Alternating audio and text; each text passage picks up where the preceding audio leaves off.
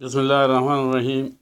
آج گھر والوں کی شرط یہ تھی کہ میں بغیر تیل کے کوئی کھانا ڈشز پکاؤں، سو میں نے 4 ڈشز بنائی۔ یہ آپ کو 4 ڈشز نظر آ رہی ہیں۔ ایک آلو کے کباب پیٹیز ہیں، اور دوسری یہ آلو کا ہی سوپ ہے، اور تیسرا یہ بھپی ہوئی بند گوبھی کا اچار ہے، اور چوتھا یہ بھپی ہوئی بوائل کی ہوئی چکن ہے جس کو ٹیسٹ دیا گیا۔ میں آپ کو بتاتا ہوں یہ چاروں چیزوں کی الگ الگ کس طرح کیا گیا، یہ بتاتا ہوں۔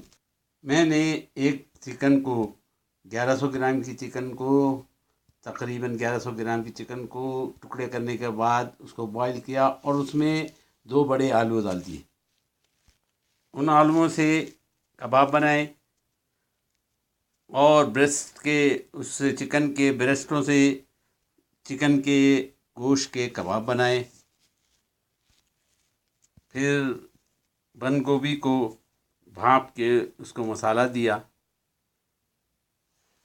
یہ میرا ٹیبل، اور چکن کا جو سوپ نکالا تھا میں نے اس سے، اور 2 آلو، 1 آلو تقریباً بڑا کا آلو سوپ بنایا۔ تو اس طرح 4 چیزیں بن گئیں۔ چاروں کی میں ریسیپی انشاءاللہ ڈیٹیل میں آپ کو لکھوں گا، اور چاروں چیزیں ٹیسٹی ہیں کھانے میں بھی اور دیکھنے میں بھی۔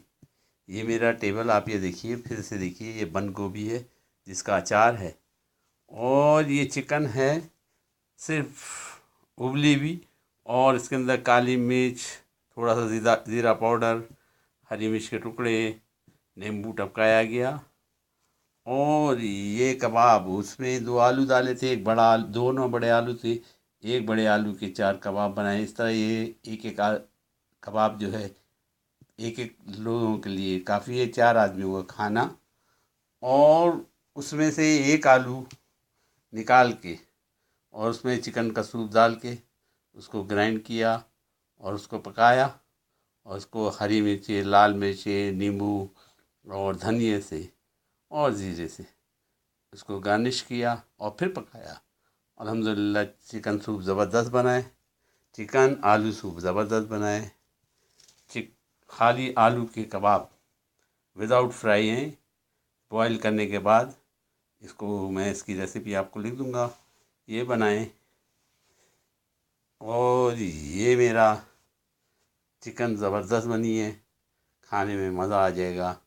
گو کہ اس کو میں کبھی کبھی پھیکی چکن کہتا ہوں، یہ پھیکی چکن ہے۔ یہ بند گوبھی کو اسٹیم کرنے کے بعد اس میں اچار مسالہ بھر دیا، اور چاروں طرف اس کے نے چھری مار دی تاکہ یہ اچار مسالہ اندر تک پہنچ جائے، تمام پتوں میں اور تمام گوبھی میں۔ اس طرح یہ میرا ٹیبل تیار ہو گیا۔ 4 کھانے ہیں، چاروں کی ریسیپی انشاءاللہ میں آپ کو لکھ دوں گا۔